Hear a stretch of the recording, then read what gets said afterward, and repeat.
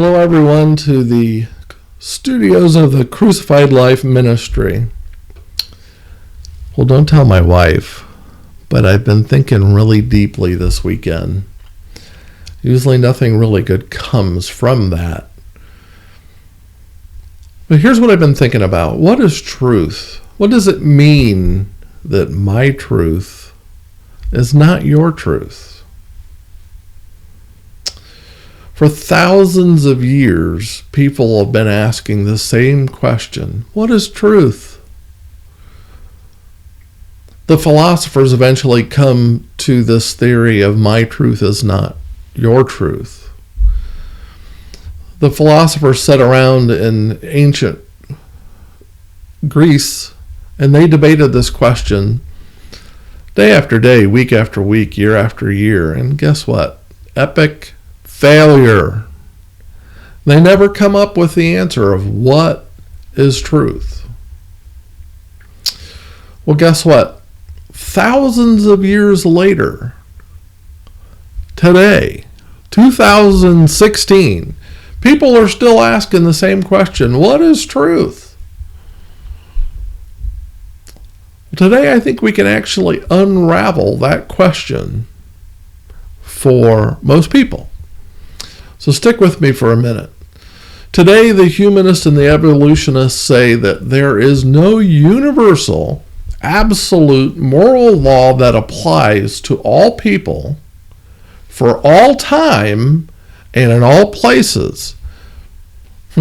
Instead of an objective moral law, it adopts a qualified view where morals are concerned, especially in the area of individual moral practice where personal and situational encounters supposedly dictate the correct moral position.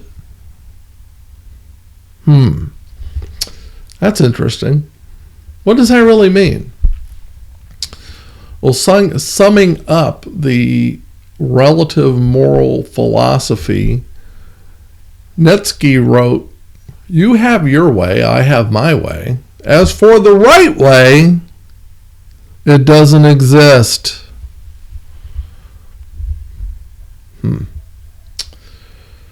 What are people looking for both in the past and in the present? Well, they're looking for a way to justify their life and the way that they want to live it. It was Frank Sinatra that wrote the song My Way. I did it my way. What I'm talking about is called moral relativism or humanism. In other words, what may be right for me based on my moral values may not be okay with you. Another way of looking at moral relativism is, for example, if I did something that I felt was okay, such as drinking and driving, and you disagree with it, it's okay. Because morally, it's okay with me. Right and wrong are defined by the situation at hand and by the individual person. In other words, man lives by a set of moral standards that he creates and recreates to fit every situation. However, you'll find that if you let the moral relativist be lied to, or be the victim of false advertising or of a crime, they instantly become a moral absolutist. A person's reaction to what they consider unfair ethical treatment always betrays true feelings on the matter of relative versus objective moral law, especially when things go wrong for the moral relativist. Many questions could be asked of moral relativists today. Hitler thought that he was right, killing millions of Jewish people. Who are you to judge him concerning right and wrong? He did what was right in his own eyes. Our trouble really began when man decided that he knew more than what the Lord did and threw out the Bible as the standard for daily life. We have returned to the standard that's described in the Bible in the book of Judges, chapter 21, verse 25. And there, in those days, there was no king in Israel. Every man did that which was right in his own eyes. We see the results of moral relativism today in our world. Do you see it? People all around us are searching for what's truth. We look to philosophy, but the answer cannot be found there. We look to psychiatry. The answer can't be found there either. Eventually, many look to drugs and alcohol, and yes, you guessed it, the truth's not there either. We see young people and adults that cannot find the truth, and they simply lose hope. They simply can't find the truth. When you're looking within yourself and you're defining your truth, you just simply can't find it because the truth is not in us.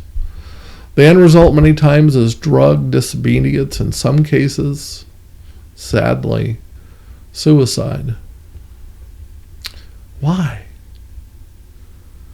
Because without an absolute truth, you have no direction.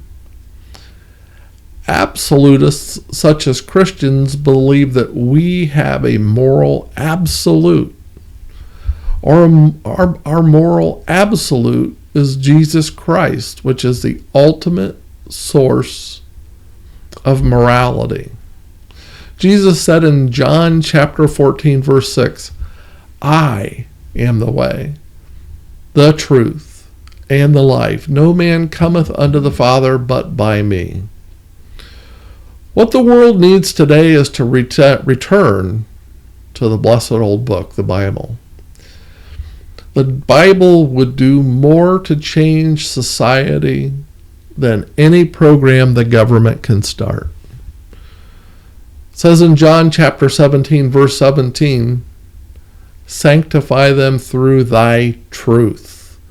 Thy word, the Bible, is truth. We do not need a new federal aid program. We don't need a new 12-step program. We don't need a national discussion on violence. We don't need more religion. We don't need a bunch of degenerates teaching our children immoral, liberal values. What we need is for the world to come to Jesus. What we need to understand is that our problem is all sin-related, and that the only cure is the blood of the Lamb. If you want to change the world, I challenge you to pray for the salvation of sinners. And then get up off your knees and go tell some lost person about a soul-changing, life-saving Jesus Christ. Well, thank you for listening to my rant. God bless. And until next time, have a great weekend.